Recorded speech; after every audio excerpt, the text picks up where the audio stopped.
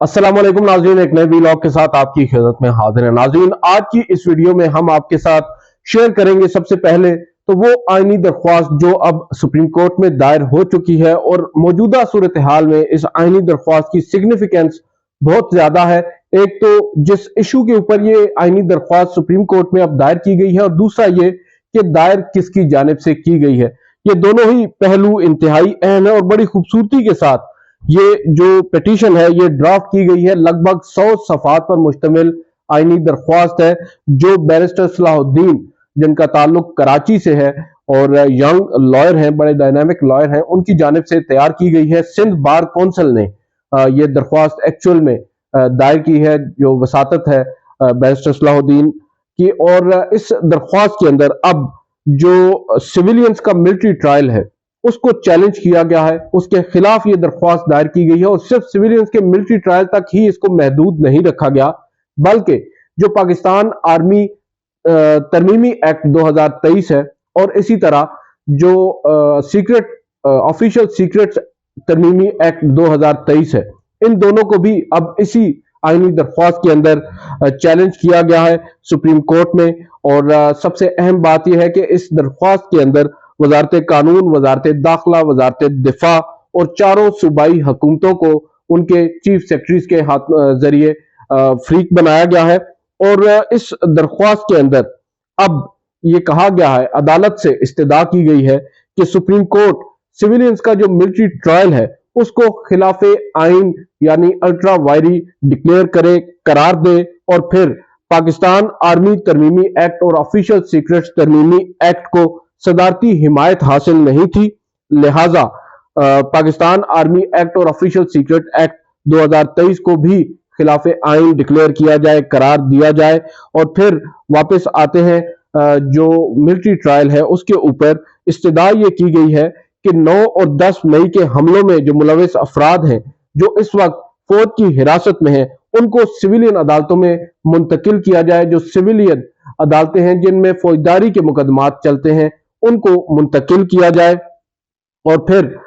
अदालत जो है यानी सुप्रीम कोर्ट जो है इन द मीन वाइल फ्रीकैन को यानी वजारत दिफा या जितने भी हसास इदारे हैं उनको फौजी अदालतों में सिविलियन का ट्रायल करने से रोके। और इसके साथ साथ ये कहा गया है, अगर मैं थोड़ा सा इसमें डिटेल में जाऊं, आपके सामने इस पिटीशन को रखूं, तो ये कहा गया है कि जो अक्यूज पर्सन को चार्ज करना है मुख्तलिफ एक्ट्स के जरिए 9 और 10 मई के बाद, वो बेसिकली पाकिस्तान के अंदर पूरे पाकिस्तान में ये एक कलरेबल एक्सरसाइज है पार की और without jurisdiction and tainted with mala fide यानी बदनीति पर मबनी उसको करार दिया है। अब अगर आप मेरे साथ रहें, मैं कोशिश करता हूं इसके कुछ जो पॉइंट्स हैं, नुकात हैं, वो आपके साथ शेयर करूं।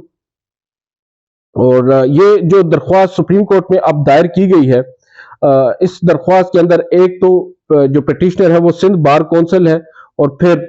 जो वाइस चेयरमैन है सिंध बार कौंसिल के अजहर हुसैन अब्बासी साहब, नईमुद्दीन कुरैशी जो चेयरमैन है एग्जीक्यूटिव कमेटी के सिंध बार कौंसिल के, और सैयद हैदर इमाम रिजवी साहब जो जुडिशल कमीशन के मेंबर हैं सिंध बार कौंसिल की जानिब से।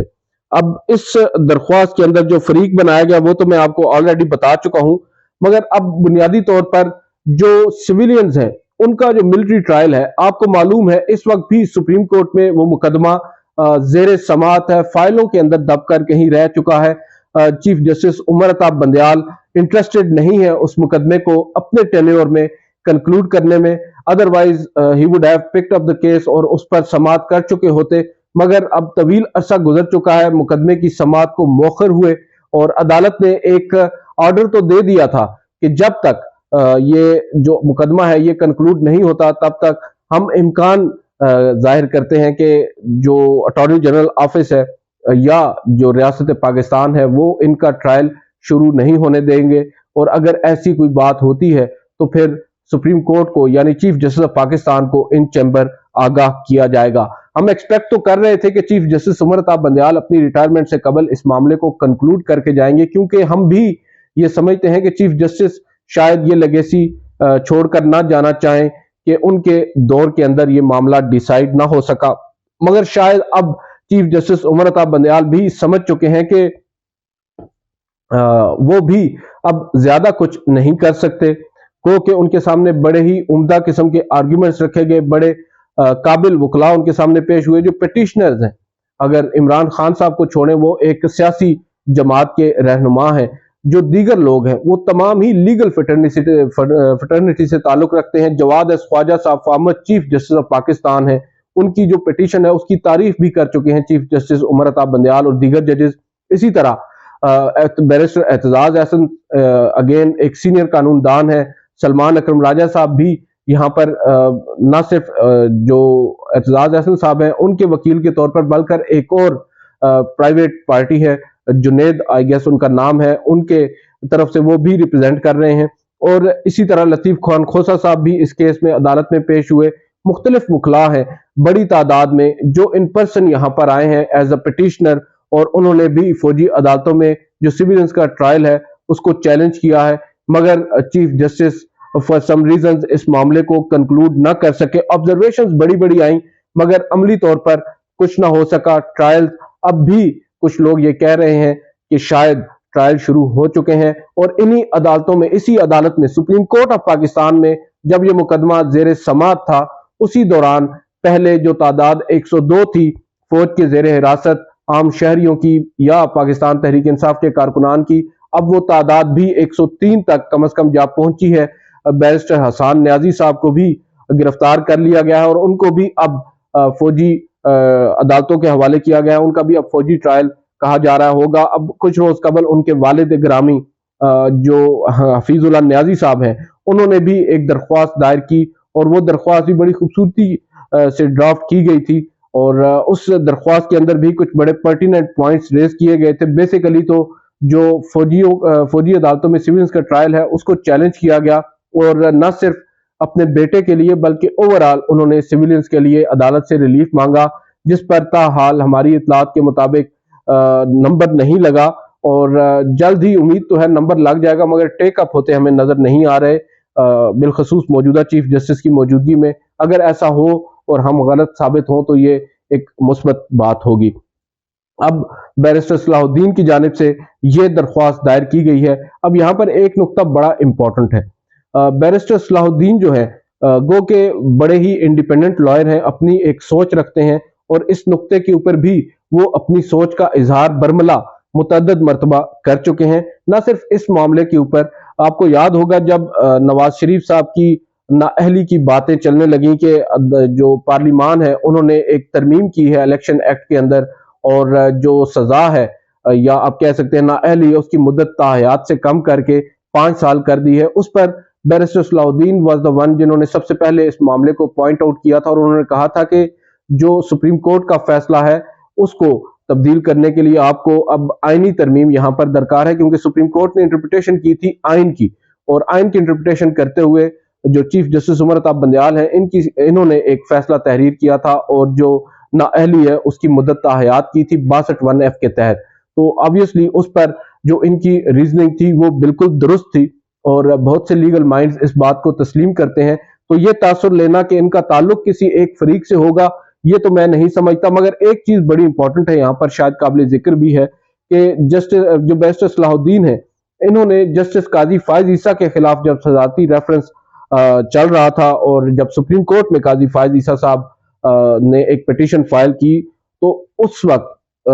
आपको याद होगा सीनियर कानूनदान है मुनीर मलिक साहब, उन्होंने काजी फायज ईसा साहब की नुमाइंदगी की थी 10 रुकनी फुल कोर्ट के सामने, और उनको उस वक्त असिस्ट कर रहे थे बैरिस्टर सलाहुद्दीन। और ऑन रिकॉर्ड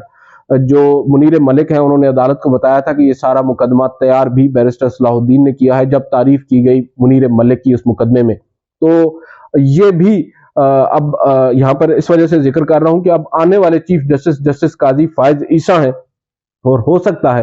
कि ये जो पिटीशन है ये अब अगर बंदयाल साहब टेक अप नहीं करते तो जस्टिस काजी फायज ईसा साहब इस मामले को टेक अप करें। इवेंचुअली उन्होंने इस मामले को टेक अप तो करना है, क्योंकि जस्टिस उमर अता बंदयाल साहब ने अब इसको अधूरा छोड़ दिया है। तो ऑब्वियसली जो नेक्स्ट अपकमिंग जो नेक्स्ट चीफ जस्टिस होंगे उनके कंधों पर ये बोझ होगा, और मालूम भी होगा, हम सबको ये पता चल जाएगा कि जस्टिस काजी फायज ईसा किस जानिब खड़े हैं और वो क्या मौक़िफ़ लेते हैं फौजी अदालतों पर। गो कि उनका मौक़िफ़ टू सम एक्सटेंट हमारे लिए तो हमारे सामने क्लियर है, मगर अब बतौर चीफ जस्टिस वो इस मामले को किस तरह हैंडल करते हैं, किस तरह आगे लेकर चलते हैं, ये बड़ा अहम नुक्ता है। इसके बाद इसके अलावा एक और आज बड़ी डेवलपमेंट हुई है।